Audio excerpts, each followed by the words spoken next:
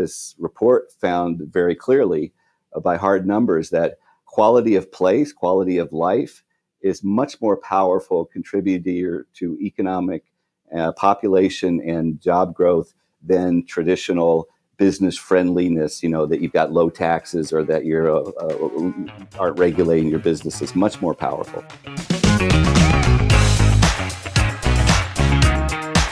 Welcome to your Daily Detroit for Wednesday, February 23rd, 2022. I'm Jer Stays. There's been a lot of debate about how to turn around declines in towns and cities across not only Michigan, but the entire Rust Belt. My guest today, John Austin, who is director of the Michigan Economic Center, among many other hats he's worn, has some ideas to share about how to actually get it done based on data and what's worked to buck the trend. We'll dive in after I thank our members at patreon.com/dailydetroit and remind you that if you have feedback or want to get in touch, dailydetroit@gmail.com or leave a voicemail, 313-789-3211. That's 313-789-3211.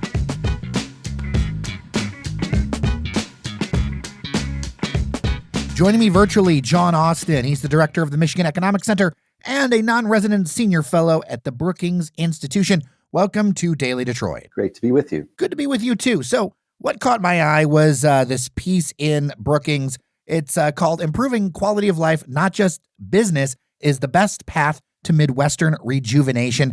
And, well, Midwestern rejuvenation is something that we talk a lot about on this podcast. And I think that's something that not just applies to Detroit, but Metro Detroit, but areas throughout the state of Michigan that if you travel anywhere around the state, you know that there's been a lot of economic disruption throughout our 80-plus counties. Yeah, and my focus has been on how does this agro-industrial Midwest, which really powered the world and created great industries and great wealth and good jobs for many decades, as the manufacturing industries have changed and restructured and don't produce as many jobs. What is the economic future for communities, big and small, from Detroit to, Traverse City, that many who have lost their anchors, but what is their path for new economic success? And we talk about some interesting new findings about what matters most in this report. And let's get into those, because this is all in the vision and view that the state and other entities are spending millions and millions of dollars on incentives, or there's lots of talk about lowering taxes or all these different things. But your report really looks at quality of life and how that matters. So why is quality of life so important, and how does it help tilt the scales? The old model is, you cut taxes and you're business friendly with low regulation, and companies and plants will come to you. But actually, all that doesn't work. What works is to invest in people and places, to create good schools, great higher education, communities that have a vibrant downtown and good transportation, and these days, bike lanes and outdoor recreation and waterfronts. Because people in a mobile world, people can live and work, and even many businesses can choose where do they want to live, where do they want to open their business, what's a place with a great lifestyle and quality of life. And this report found very clearly by hard numbers that quality of place, quality of life is much more powerful contributor to economic population and job growth than traditional business friendliness, that you've got low taxes or that you're aren't regulating your business is much more powerful. Is one of the reasons maybe that we're looking at the incentive way to do things, or just looking at like just the tax portion or something, is that because maybe some lawmakers feel like they can't change the other things? I mean, I feel like it takes time to invest in a community. It takes a lot of people working together to make sure that a school district is top notch. It's a lift, and it's also a lift that might require people sometimes getting upset at you because you're not going to make everyone happy when you want to change things or improve things. Yes, but it's just an outdated economic development model, was that you chase factories and you chase plants to come to your community. It's unfortunate that we're still doing that in many places. But look at this current debate about, should we cut taxes and give big incentives to make sure we get the battery plant, when overlooked is the more important phenomenon that Ford is developing kind of its world headquarters of engineering, design, marketing, and creation of the whole new vehicles in Corktown and an urban campus, because it's a much more interesting place to live. Young talent and techies want to be in that kind of environment. And those jobs are way higher paying than the lower paying production jobs on an assembly line, even as sophisticated as they've become. So we want to create the conditions in communities that make it a super attractive place for people who to live and work and have lots to do. And, cleaning up the Detroit riverfront, which used to be an industrial mess, and lots of things outdoors to do, and an urban quality of life that's richer and richer. That's what young people and people from elsewhere want to do. And we've seen it work in Pittsburgh and in Grand Rapids, and in Kalamazoo even, where they redevelop their downtowns, lots of arts, culture, learning institutions relocated, riverfronts redeveloped.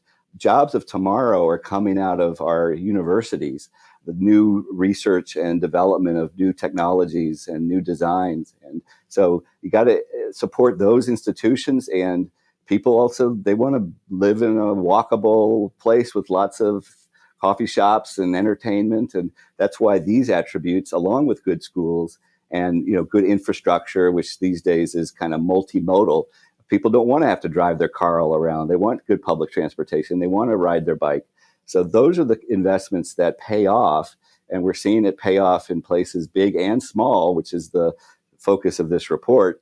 The places that are thriving in a world where you can live and work and play in the world from anywhere are places like now Traverse City and Marquette, where they wiped away the industrial detritus a long time ago, and they redeveloped their downtowns, and they have great outdoor year-round lifestyle recreation, and they're wired for broadband, and tech firms and professionals are choosing to live in those places, live year-round, and spend all their salary up there, not just visiting on a weekend. I think important in this conversation, too, is what's happening now as the pandemic hopefully starts to lessen its direct impact, that remote work is here to stay. Yeah, and so we were seeing some of this phenomenon already, that smaller communities that used to be like manufacturing hubs, like let's say Muskegon on the west side or Holland, they were already growing in population and attracting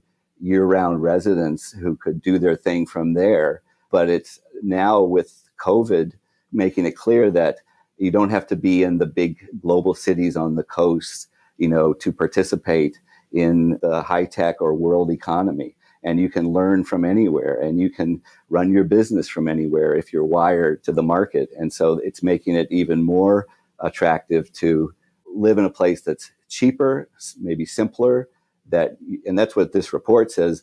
People will pay a premium, meaning they'll pay more for a house, and or they'll work for less in one of these smaller communities that's got a great quality of life than they would have to in New York City or Chicago or San Francisco. Another interesting point was about education and also women and their roles in selecting where families live, that kind of thing. Can we unpack that a little bit, that spending on public schools is important? Yeah, it's interesting. It's obviously certain communities, particularly now we're talking about some of the smaller towns, if they've got great natural features, great outdoors, you're on a great lake, that's a winner right there.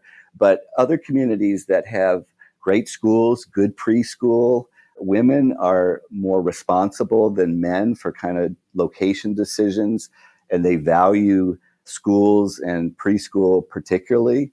And so communities that have a reputation for providing not only other quality of life attributes, things to do and local arts and culture, but interesting coffee shops and quirky stores with great schools, you're going to be a very attractive market for families and for women who are more of the decision maker around these issues. You also mentioned something called extractive industries and the impact that they can have, and industries that impact quality of life being in negative. And I think about the times I've seen news here about plants that give off odors and all kinds of things over the years. I think about in Southwest Detroit here, there was an upheaval where a road literally got shifted like 6 feet in the air.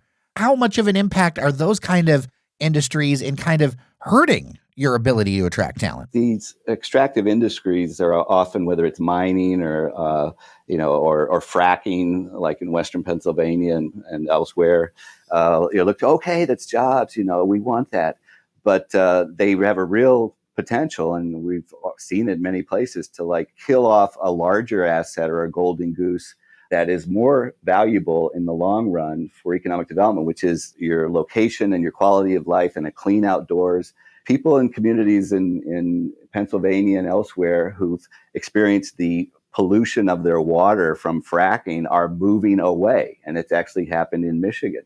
And we saw this big debate about, should Marquette, embrace the new sulfide mine? Well, some people are arguing for it. It could, provide some jobs for a while. Those jobs are temporary, but it would have possibility of polluting the greatest asset, which is that beautiful Lake Superior and shoreline. And Marquette is thriving and growing because of its quality of life and place. And you don't want to risk that by accepting some short-term gains of a few, hundred manufacturing jobs that are going to wreck the landscape and your future. How important is it to be smart about upcoming infrastructure dollars, COVID relief money, that kind of thing? How important is it to be targeted and smart about that? Yeah, it's very important. And with these dollars, there's a lot of really good investments that can be made to kind of connect communities to the world, particularly with broadband, which is particularly important in rural and small town Michigan and the Midwest that are disconnected. You don't have an economic future if you're not providing a platform that people can participate in the global economy and or learn from your community. And also, you can use these infrastructure and other dollars to really put in place the kind of environment, including transportation. You can build the bike lanes. You can create a better functioning public transportation system. You can build green infrastructure, which gives you parks and green spaces in your community, which makes it even more enjoyable place to live and work, and a choice location for people to locate. So there's good investments that can be made with the money that's now flowing, and it's up to communities to figure out how to steer them in ways that can build a fabric of your community that makes it super attractive, that people there are proud of it, fall in love with it, and others from outside say, I want to live there. And that's what we're seeing in places like Grand Rapids and Holland and Kalamazoo and in parts of Detroit, that have kind of stitched together a kind of a lifestyle opportunity for people. I would love to see some data tracking like broadband and quality of life, because just the other night, and to tie it back to the city, I was playing around with census tracts and realizing that most of the census tracts around me have 50% or less of households with any sort of internet. And like, that is a stunning statistic. And you think about the neighborhoods that are doing well, and I look through and it's casual, but I saw that there was a pretty good like casual interaction between neighborhoods that were doing well and the number and the amount of internet connectivity that they had. I don't know if it's a signifier or whatever, but I saw that line kind of draw pretty clearly together casually. Oh yeah. And the COVID just put a sharp point on the reality that in Michigan and the Midwest, we have the most racially segregated and economically segregated communities, where you have neighborhoods of tremendous concentrations of poverty, very nearby wealthier suburb and other enclaves. And when COVID hit, it was clear, like, if you didn't have computer access, you couldn't go to school.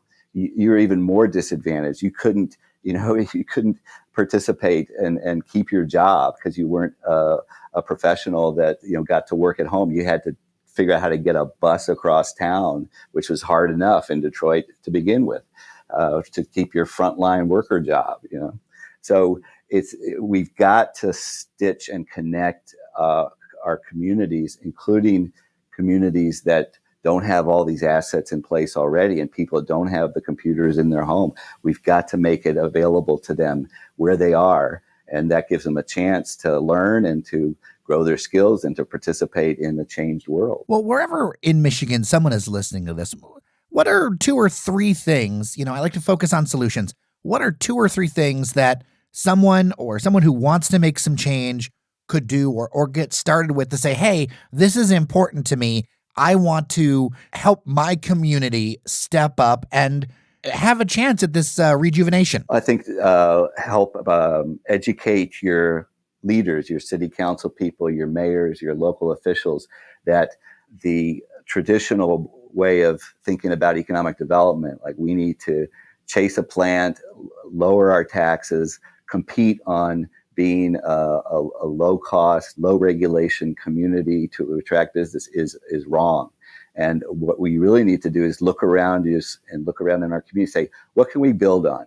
How can we improve our education system? How can we make sure our library is healthy and thriving? How can we rebuild our infrastructure and our downtowns and our main streets and our parks and make sure they're well maintained? Those are the things that pay off for community growth, population growth, attracting people who bring businesses and create new jobs. So those are the most important things for communities to work on and understand. I think about that and using assets you have. There's a listener of the show that lives in a town outside of Detroit, and they're near this cute little possible downtown that hasn't really seen a lot of energy, but there's all these ideas of infusing new things and whatever. But maybe they could focus on something that's just, a few 100 yards or 100 yards or less from their door and saying, hey, why doesn't the city pour money into structures and bones that already exist? Streetscapes, facades, sprucing up your parks and your downtown, those pay off. We got a lot of cute and historic and interesting and quirky, little communities and downtowns. Fix them up, polish them up. And because people want to, enjoy that kind of environment. Have your outdoor, streets. Now that we have to eat outdoors and stuff, close your main street and open up the bars and restaurants, once a week, and have a celebration, invite new people in. I've seen smaller communities do this successfully around the Midwest. It's so funny to me when people travel and they say, oh, this closed off street is great and it was so much fun. And then they come back and they're like, I don't want my street closed. Well, why don't you want the thing that you could have on vacation right outside your door whenever you want it? Exactly. Yeah. It kind of blows my mind sometimes. John Austin, John_C_Austin on Twitter. He's also the director of the Michigan Economic Center and a non-resident senior fellow at the Brookings Institution. So many hats and so much insight. I appreciate your time today. Great to be with you. Thank you.